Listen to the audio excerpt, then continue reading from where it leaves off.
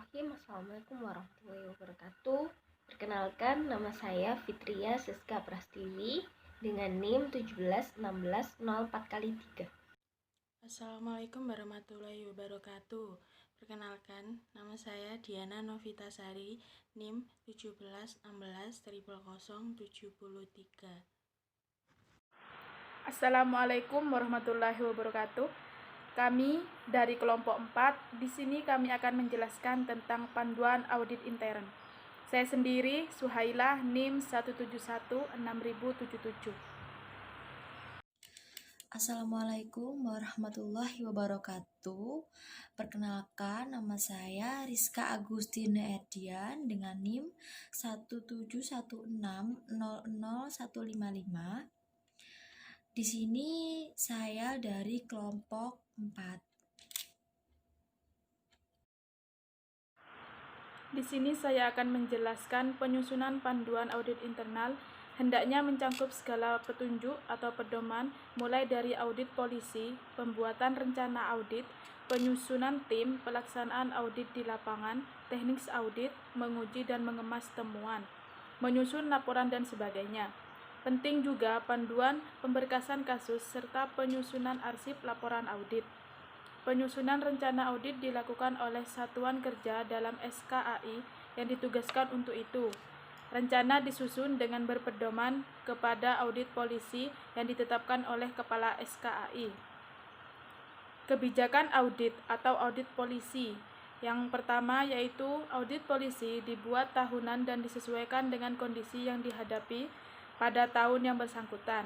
Yang kedua, audit polisi disusun berdasarkan data dan informasi dari bagian Litbang dan Sisdur apabila ada atau dapat diserahkan kepada departemen head masing-masing. Yang ketiga, audit polisi berisi kebijakan. Kepala SKAI dalam melaksanakan audit menghadapi situasi bank pada tahun audit yang bersangkutan. Yang keempat, audit polisi berkeberlakuan. Setelah mendapat persetujuan Direktur Utama dan dilaporkan kepada Dewan Komisaris. Kebijakan audit disiapkan sebelum akhir tahun untuk kegiatan audit tahun berikutnya. Untuk selanjutnya, informasi untuk perencanaan audit berbasis resiko. Rencana audit harus disusun berdasarkan hal sebagai berikut. Yang pertama, kebijakan audit yang disetujui dengan Dekom dan Komite Audit atau bila ada, serta Direktur Utama Bank. Persetujuan berdasarkan usulan SKAI dengan mempertimbangkan tenaga auditor yang tersedia dikaitkan dengan profil risiko satuan kerja yang perlu diperiksa. Kebijakan yang kedua, kebijakan audit ditetapkan oleh Kepala SKAI. Umpamanya, dengan mempertimbangkan kualitas dan kuantitas auditor, maka ditetapkan pelaksanaan pemeriksaan dilakukan dengan alokasi tenaga auditor disesuaikan dengan kondisi lapangan dengan seizin Kepala SKAI. Yang ketiga, jumlah tenaga auditor yang tersedia.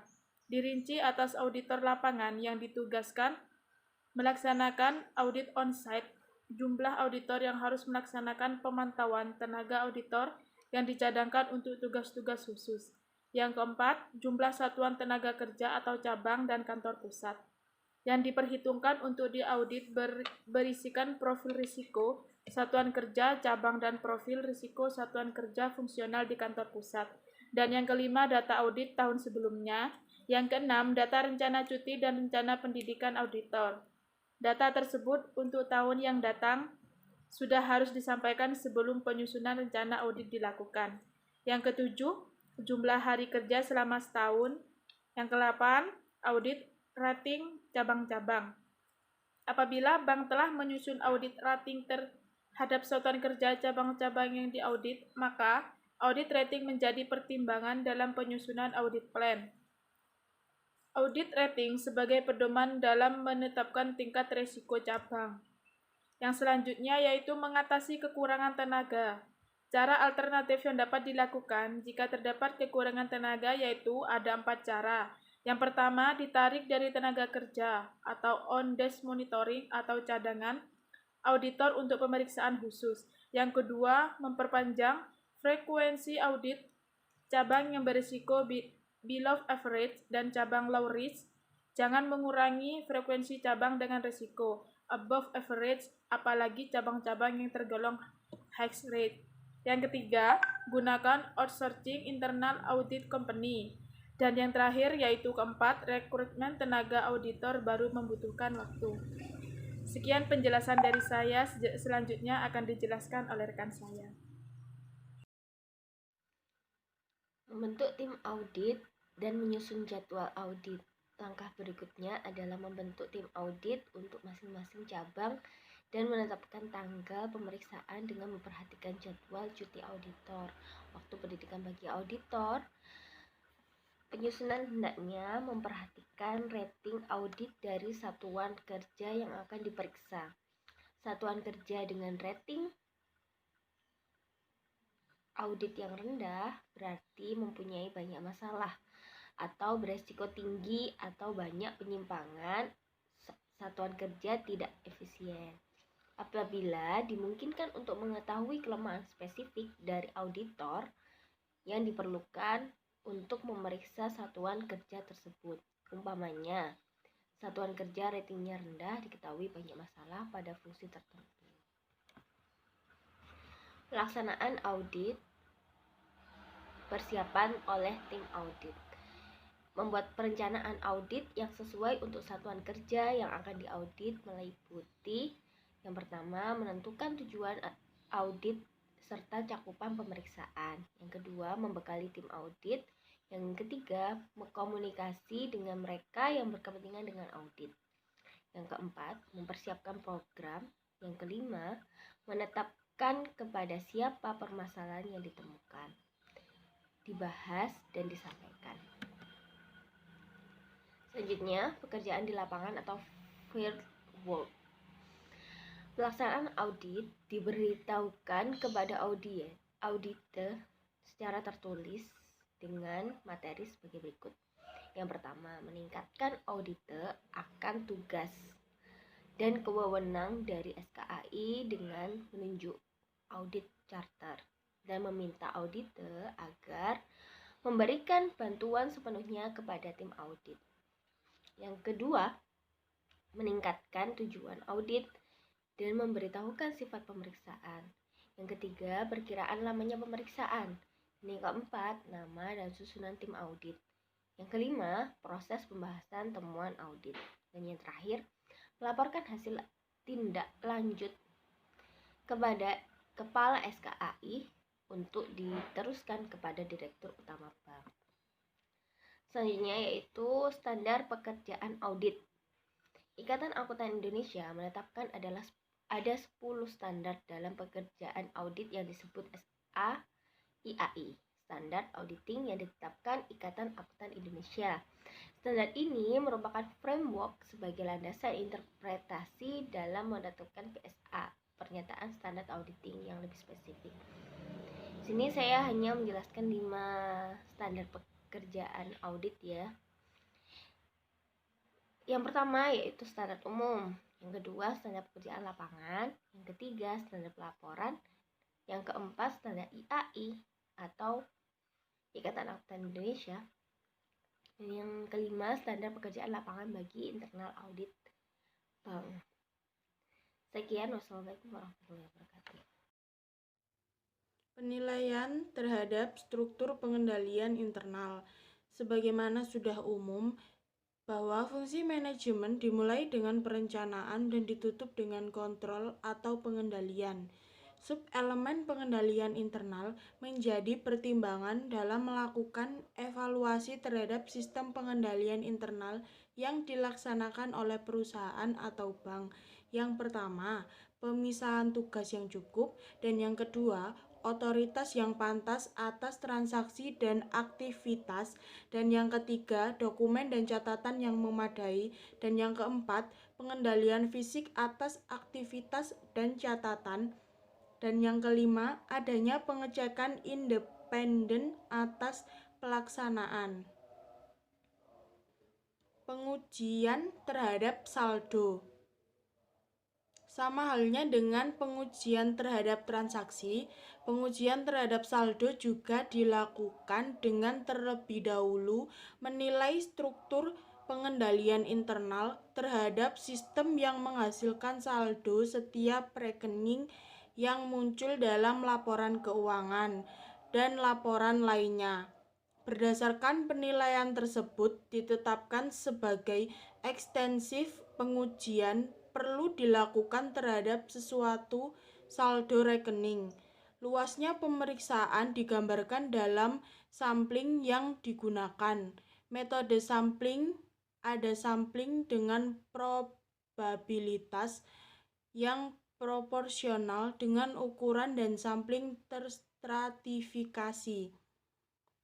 Teknik pengujian yang lazim dipakai penguji oleh auditor yakni pengujian atau to examine, inspeksi to inspect, memeriksa bukti transaksi to vouch, menelusuri to trace, bertanya to inquire, menganalisa to analysis, memperbandingkan to compare, melakukan rekonsiliasi to reconcile, melakukan konfirmasi to confirm, mengkalkulasi atau menghitung to calculate, mengecek penjumlahan voting and cross voting, melakukan verifikasi to verify, melakukan perhitungan to count. Penyusunan laporan audit. Laporan audit harus memenuhi standar pelaporan, memuat kelengkapan materi, dan melalui proses penyusunan yang baik. Standar pelaksanaan fungsi audit internal SPVAIB Bank Indonesia menetapkan standar mengenai pelaporan yang termuat dalam bab 6 khususnya butir 5 SPVAIB. Pengelompokan dalam buku ini sedikit berbeda dari butir 5, namun tidak mengurangi makna dan dikelompokkan menurut sifat laporan, cukupan materi, tanggung jawab, serta proses penyusunan laporan. Tindak lanjut hasil audit. Manfaat audit akan optimal apabila audit dan satuan kerja terkait lainnya menindaklanjuti temuan audit yang disampaikan oleh SKAI. Sehubungan dengan itu, SKAI harus memantau dan melakukan analisis serta melaporkan perkembangan pelaksanaan, tindak lanjut, dan perbaikan yang telah diaudit. Yang pertama, melalui proses pemantauan atas pelaksanaan tindak lanjut, dan yang kedua, menganalisis atas kecukupan tindak lanjut, dan yang ketiga, pelaporan tindak lanjut.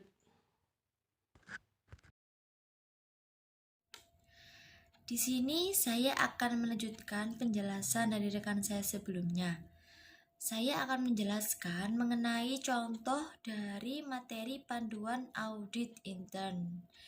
Di sini kelompok kami menggunakan contoh Bank BRI Syariah, kantor cabang di Ponorogo, Surabaya.